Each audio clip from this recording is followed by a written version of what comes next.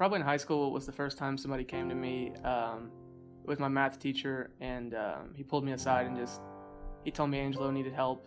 And at first I didn't really think there was a problem because I see Angelo every day, so sometimes it's hard to kind of put it in perspective. But he actually said that his daughter had the same sort of eating disorder and that he could see it right away, and this was early in Angelo's eating disorder. It felt like it was overnight that he was astronomically smaller than he was the day before.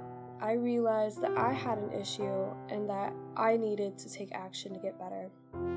And seeing one of my closest friends start to develop the same type of problem, I felt a little guilty. Angelo's eating disorder didn't change our relationship as drastically as it may have with other people. We're still twins, we're still really close. I just felt like I had to sort of take it more on my shoulders to make sure that he was okay, and that was probably the hardest thing about it. We were at lunch, I think it was like December, November, and we were talking about like what we want to do when we grow up and stuff like that, and Angelo said he didn't see himself living past 20, and it made me really upset, and we all just kind of sat there. Zoe and I were having a conversation late at night, as we often do. We got to talking about the future, and it sort of came to me that I couldn't imagine Angelo in 10 or 15 years. I'm a religious person, Angelo's not, but I felt like it wasn't really a coincidence that the next day he announced he'd be going to treatment. And when I saw the initial Facebook post of Angelo kind of telling everybody what was going on, I felt almost a relief for him. I was literally like, oh my God, Nick, stop what you're doing, look at this. I knew this kid from middle school, he was my best friend, oh my God. For somebody, especially as young as Angelo is, to go on Facebook and say, listen, I have a problem, I know this, and I know exactly what steps I'm taking to resolve this problem. I cried a lot, and I even I was with my mom when I saw it, and I started crying, and she had asked, and I was like, one of my students has been suffering from something, and they're taking charge of it. So Angelo decided he was going to go to treatment, and that's a difficult process, and he got declined a couple places initially. Problems with insurance, problems with his BMI was too low, so that you have to be at a certain weight even to get into these kinds of places to seek treatment, and that was a struggle. He eventually got into treatment, and that was a really happy day for everybody. Initially, when I heard about Angelo coming into PHP, we talked about it in our partial meeting, and Kristen, who's in charge of admissions, came to us with this case, and she kind of talked about the particulars. This male with a very low BMI could only do partial for 3 weeks, and also he had an insurance that did not allow him to do an IOP level of care. And right off the bat, I'm like, this isn't going to end well. A low point for my time with Angelo was letting him know that Angelo's goal and my goal for weight restoration were at different places. He said that they told him that he had more weight to gain than what he had wanted to gain, and that he sort of threatened to leave, which immediately, was a red flag for me. I didn't know what was going to happen from that point on, if he was going to buy in and continue moving forward, or if he was going to drop out of treatment or just say, I'm done with this, I don't want to restore any more weight, and I'm just planting my feet here, and I want to stay right here.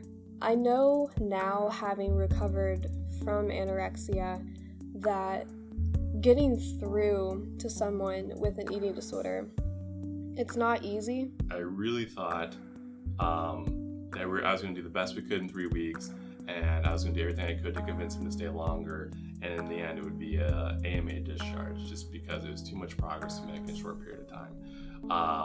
I'm still kind of in shock about how hard he worked and the progress that was made and what we were able to accomplish with that. He did a fantastic job.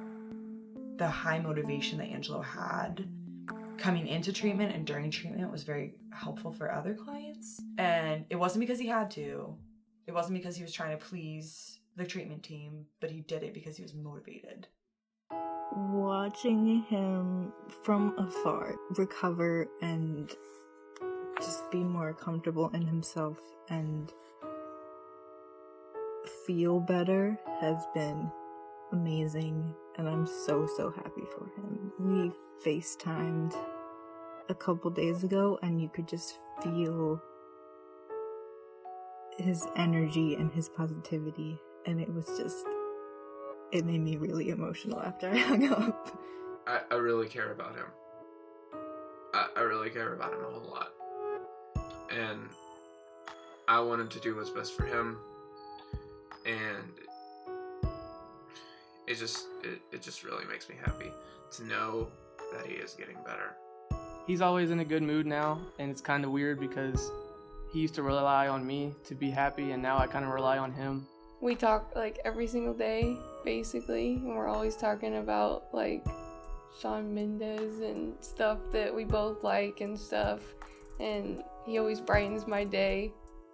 He was one of the reasons that I decided to go to therapy, because I saw him taking care of himself and his problems, and I thought, if he can do it, then I can do it for myself. I feel like he's making like his own sort of platform, so if someone's going through the same thing that he's going through, then they are able to reach out to him. I think the key and the biggest revelation in my recovery has been that I have a life worth living, or that I can have one and I can work towards one. Because when my eating disorder was at its worst, I couldn't see a future for myself, and I honestly didn't care if I had one or not. The fact that I realized that I could change my own life, I think, was really empowering, and I don't know, I don't think that like I would say that I wish I never had an eating disorder, because I honestly think that I'm a stronger and different person because of it. And now I feel like I kind of have like a sense of responsibility also to talk about what I've been through, and I feel like I need to be open and be honest about what I've been through and where I am now. And I'm not pretending like everything is perfect now either. There are still things I struggle with and things that I'll always struggle with probably. But I think I've come a long way. And if you told me a year ago that I would be here, I wouldn't believe you, honestly. I got a tattoo recently that says "Life Worth Living" on it, and like, I wouldn't believe that either. It's just, I feel like my whole life has changed. I'm also really grateful for everyone who's been there for me, from my brother to friends to the treatment team. They were really amazing, and yeah. I mean, everybody there, like my therapist and dietitian, and even the other clients there, they were amazing and they inspired me too.